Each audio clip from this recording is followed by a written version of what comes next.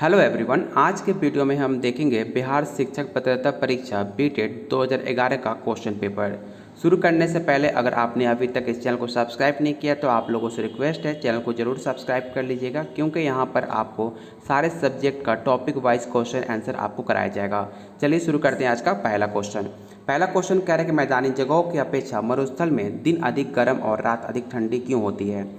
Option है ज्ञान आधारित, ऑप्शन बी है अवबोध आधारित, ऑप्शन सी है अनुप्रयोग आधारित या ऑप्शन डी है कौशल आधारित। इसका राइट आंसर आपका ऑप्शन ए हो जाएगा। ये ज्ञान आधारित प्रश्न है क्योंकि इसमें किसी निश्चित तथ्य या ज्ञान का होना आवश्यक है।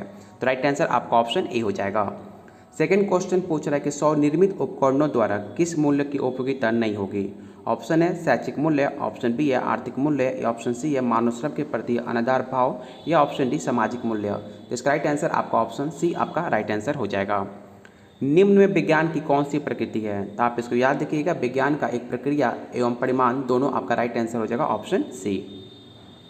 क्वेश्चन 4 पूछ रहा है कि छात्र भोजन के मुख्य अवयव की सूची बना सकते हैं, यह शिक्षण किस उद्देश्य को इंगित करता है। ऑप्शन है ज्ञान, ऑप्शन बी है अवबोध, ऑप्शन सी अनुप्रयोग, या ऑप्शन डी है मूल्यांकन।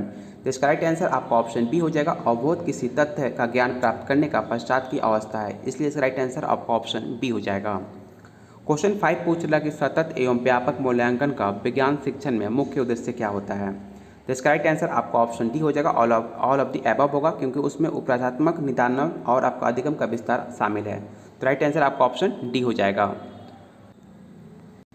क्वेश्चन 6 क्वेश्चन पूछ रहा है कि टीन का ढक्कन, डोरी, रबर का छल्ला, कील, लकड़ी का स्टैंड, हथौड़ी द्वारा निम्नलिखित में कौन सा स्वयं निर्मित वैज्ञानिक का उपकरण बनाया जा सकता है।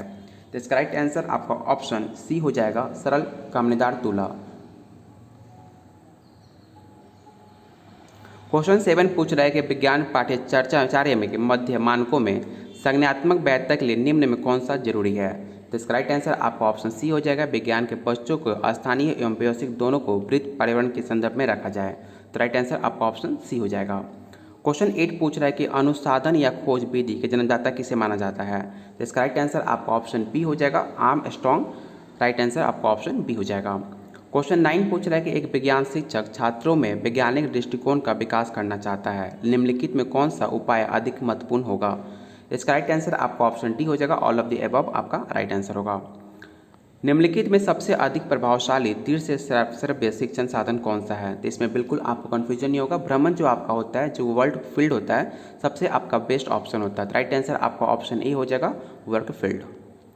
क्वेश्चन 11 पूछ रहा है कि निम्न में कौन सा विटामिन जल में घुलनशील नहीं है। आपको बताना है कि इन 4 ऑप्शन में कौन सा एक ऑप्शन विटामिन जल में घुलनशील नहीं होता है। तो इसका राइट आंसर ऑप्शन ए हो जाएगा।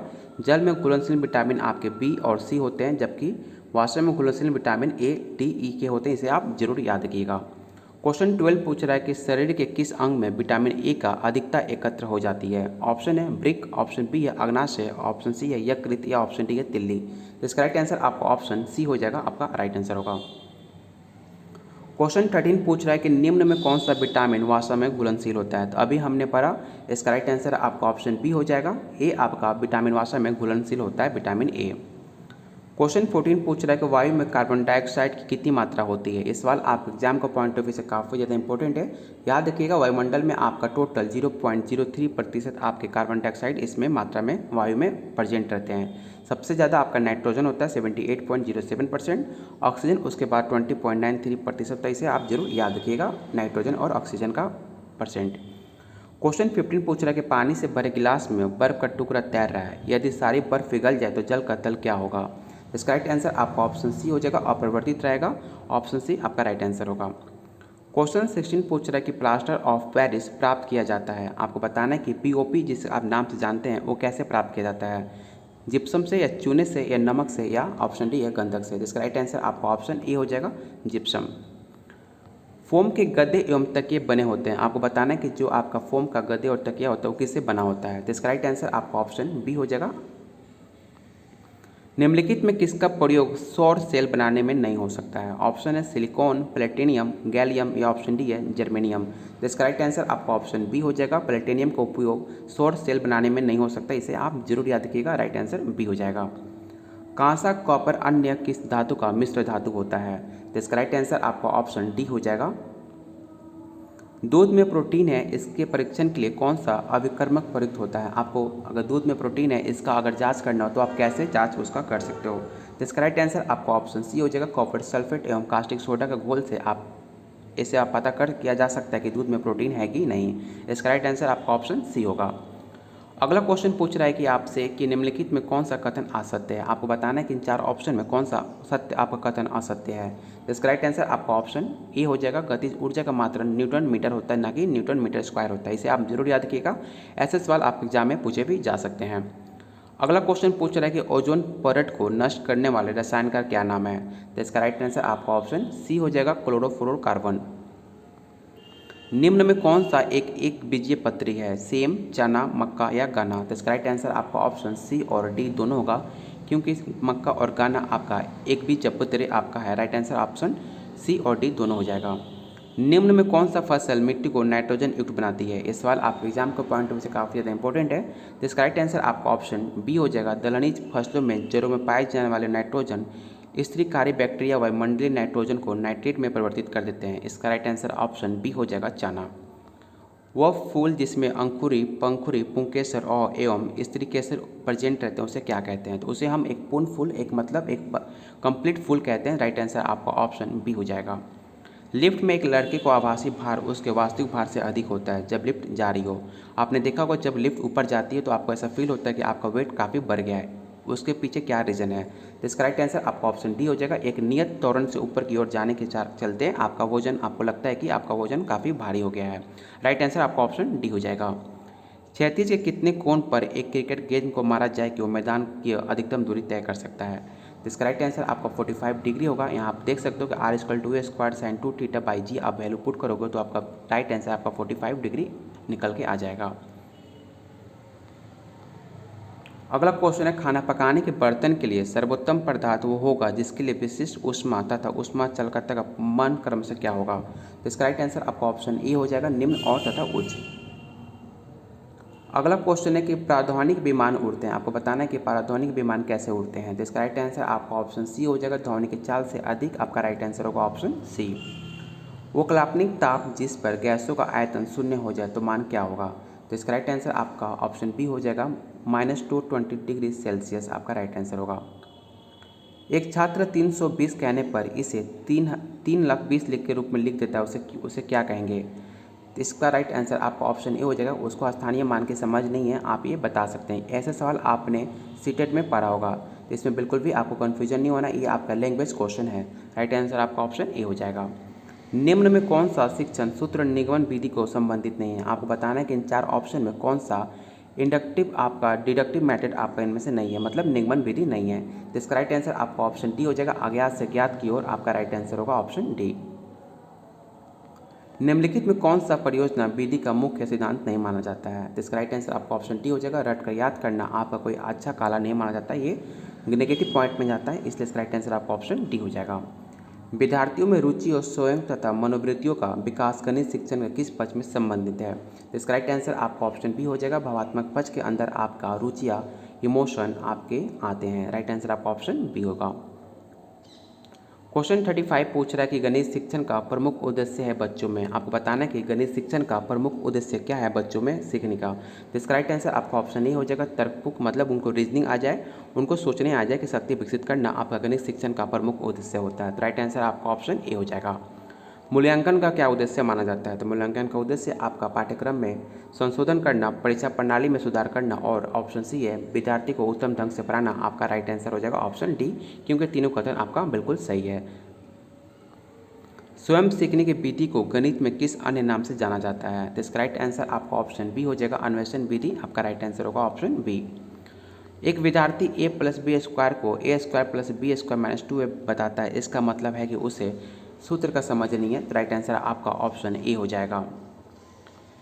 अगला क्वेश्चन आपके एग्जाम को पॉइंट ऑफ व्यू से काफ़ी ज़्यादा इंपॉर्टेंट है। एनसीएफ 2005 में सर्वाधिक बल किस पे दिया था? आपको बताना है कि एनसीएफ 2005 जब आया था उस पे सबसे ज़्यादा किस पे बल दिया गया था? तो इसका राइट आंसर आपका ऑप्शन ए हो जाएगा, ज्ञान की संरचना पर। राइट आंसर ऑप्शन ए हो जाएगा।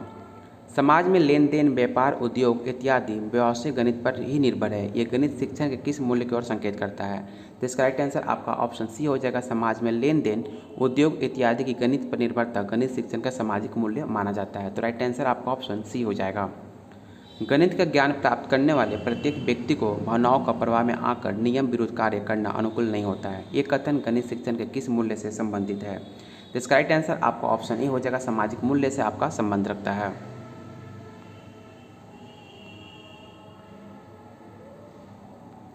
प्रेरणा क्रियाकलाप समायोजन गणित शिक्षण के किस पद से संबंधित है? तो इसका राइट आंसर आपका ऑप्शन बी हो जाएगा। क्रियात्मक पद से आपका संबंध है। निम्नलिखित में किस गणित शिक्षण विधि में प्रक्रिया को छोटे छोटे भागों को मिलाकर एक संयुक्त इकाई के रूप में प्रस्तुत किया जाता है? ऑप्शन है विश्लेषण विधि, ऑप्शन बी है प्रयोगशाला विधि, या ऑप्शन सी है आगमन, या ऑप्शन डी है संश्लेषण।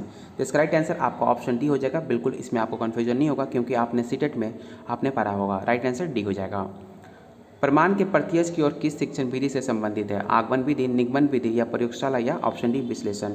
तो इसका राइट आंसर आपका ऑप्शन बी हो जाएगा निगमन विधि, क्योंकि इसमें आपका प्रमाण से प्रत्यक्ष की ओर जा रहा है। तो जो आपके प्रमाण से प्रत्यक्ष की ओर जाए उसे हम निगमन विधि के नाम से जानते हैं। राइट आंसर आपका ऑप्शन बी हो जाएगा। अगला क्वेश्चन है कि एक छात्र X square into X cube equal to X का पावर 6 लिखता है, इससे पता क्या चलता है? इसका राइट आंसर आपका ऑप्शन डी हो जाएगा। उसे चर की गणना का उदाहरण स्पष्ट नहीं है। राइट आंसर आपका ऑप्शन डी होगा। बार ग्राफ कितनी ऊंचाई आपको रिप्रेजेंट करती है? संख्या, लंबाई, मान, या ऑप्शन डी है परम्पराता। इसका राइट आंसर आपका ऑप्शन डी हो जाएगा। अगला क्वेश्चन आपके मैथ से रहेगा। एक व्यक्ति ने एक रेडियो रुपये 810 रुपये में बेचकर 10% की हानि उठाई। यदि वो उसे 1035 रुपये में बेचता तो उसे कितने प्रतिशत का लाभ होता? 20%, या 18%, या 25, या 15%? तो इस वीडियो को पॉज कर आप लोग पहले क्वेश्चन को आप सॉल्व कीजिएगा, क्योंकि आपके परसेंटेज से आपके एग्जाम में क्वेश्चन बनते हैं। यहाँ पे आप सोल्यूशन देख भी सकते हो कि आपका टोटल राइट आंसर आपका 15% हो जाएगा, ऑप्शन डी। क्वेश्चन 48 कह रहा है किसी वर्ग के अंतर्गत आने वाले पदों की संख्या को उस वर्ग को क्या कहते हैं? तो इसका राइट आंसर आपका ऑप्शन बी हो जाएगा। ब्रह्मव्रता कहते हैं। राइट आंसर बी होगा। संख्याओं का एक समूह का माध्यान्ह 8.9 है तथा मध्यिका आपका 9 है, तो बहुलक क्या होगा? इस सवाल आपके बिहार स्टेट में ऐसे सवाल बिल्कुल आए हुए थे। अगर आपने एग्जाम दिया होगा मैथ का तो आपने देखा होगा कि आपका मिड मीडियन मोड से क्वेश्चन बहुत सारे एग्जाम में पूछे जा चुके थे। तो आपको पता होना चाहिए, अगर आप मैथ का पेपर दे रहे हो बीपीएससी में तो आपको मिड मीडियन आना चाहिए। इसका राइट आंसर आपका जब सॉल्व करोगे तो आपका 9.2 आपका राइट आंसर हो जाएगा, ऑप्शन सी। अगला क्वेश्चन है राजेंद्र को एक रेडियो 510 रुपये में बेचने पर 15% की हानि होती है, तो रेडियो कितने रुपये में बेचा जाए कि ताकि उसे 15% की लाभ हो?